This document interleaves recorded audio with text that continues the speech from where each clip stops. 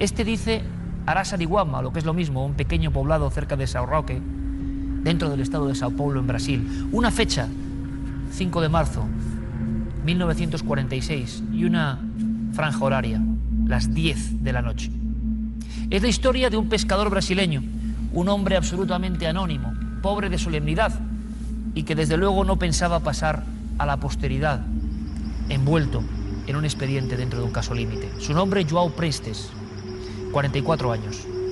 Estaba pescando aquella noche y de pronto escuchó una serie de sonidos, de zumbidos, de alaridos. Parecían voces.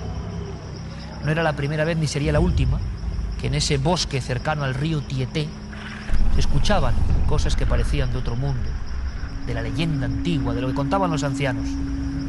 A veces incluso algunos afirmaban la presencia de fuegos fatuos. Guardó su cesta con las capturas de aquella noche, metió su caña y fue hacia una pequeña y humilde vivienda, casi un chamizo, una chabola. Como era código en la familia, la ventana entreabierta y la puerta sin echar la llave. En ese instante, João Prestes, es lo que contó, percibió algo repentino que se asomaba en el esquinazo de la casa, casi como un intruso agazapado, que flotaba a cierta altura, que tenía una forma ovalada, que se presentaba de frente a sus ojos y que le bañaba de inmediato con una luz que transmitía calor, no llegaba a quemar, pero era un calor diferente, como él nunca había sentido, a pesar de los tórridos veranos en Araçariguama. Durante un tiempo, aquella luminiscencia de origen desconocido fue escaneando y repasando su cuerpo. Después, como si fuese guiada por cierto interruptor a distancia, se apagó y volvió a la absoluta negrura. El testimonio de lo que ocurre después en esa pequeña sala, habitación de la chabola o casa de João Prestes, se lo debemos a el practicante de la zona, Arácil Gomide.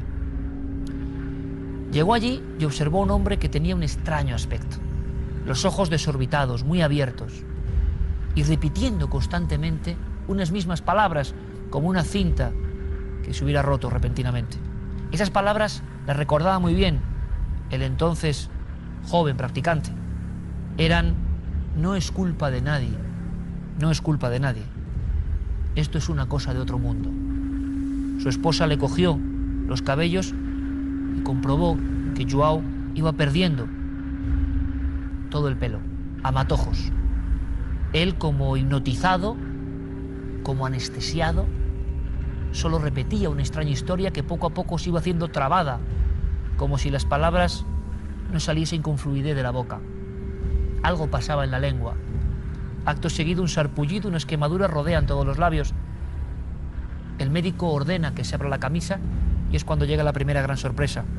El pecho de João tiene el aspecto de haber sido hervido en agua muy caliente durante varias horas.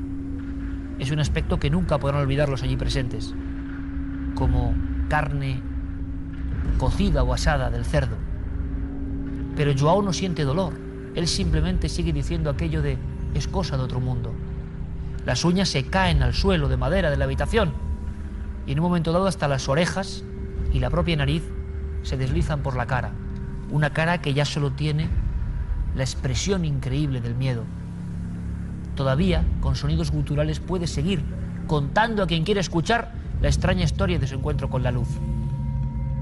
Durante 3 décadas, el asunto de Araçariguama, la muerte de Prestes, fue un completo secreto, a nadie le interesaba. En un congreso internacional en Brasil, la propia policía y los militares muestran algunos datos. Y entonces se recuerda que apenas meses antes de la muerte atroz de Prestes, habían caído las bombas de Hiroshima y Nagasaki. Y las fotografías y el descarnamiento y la carne a tiras y la calavera casi sobre la piel hablando se vio en esas personas afectadas por una energía nueva y desconocida. Pero ¿quién tenía armas de ese poder en la selva profunda brasileña en 1946? ¿Y por qué contra ese campesino? Un campesino que a última hora, después de 9, repito, de agonía terrible y sin sentir dolor en ningún momento, es recogido en una vieja carretilla y llevado por un camino casi impracticable hasta la casa de socorro de Santa Casa de Parnaíba. Allí pereció. Sabemos que a las 2 o 3 semanas la casa de Prestes fue derrumbada. No quedó piedra sobre piedra. Había dos opciones: o era un hogar maldito, como ya le llamaban allí, por la escena que se había vivido en su interior, o había algo en el ambiente que se podía casi percibir, un terrible mal. Solo sabemos, mucho tiempo después, que hubo una visita extraña a Arasarihuamba. Ya casi la muerte de aquel individuo era un recuerdo. Y de pronto se presentaron unos militares con unos individuos que realmente parecían venir de otro mundo, pero eran seres humanos. Tenían unas máscaras, unos trajes de protección, y con extraños aparatos se basaron en examinar durante largas horas la humilde tumba sin nombre de João Prestes. Dicen en Arasarihuamba que después los huesos desaparecieron para siempre. Hoy el cadáver de ese hombre desintegrado por un extraño haz de luz no existe. Quizá nunca lleguemos a saber lo que ocurrió de verdad en torno a la muerte atroz de João Prestes Filho.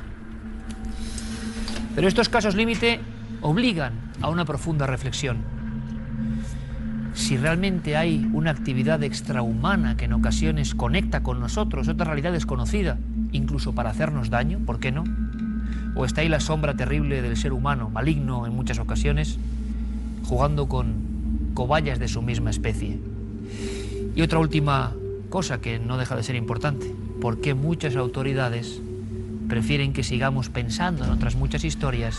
Y esto debe seguir, siempre según su consigna, siendo un absoluto y completo secreto.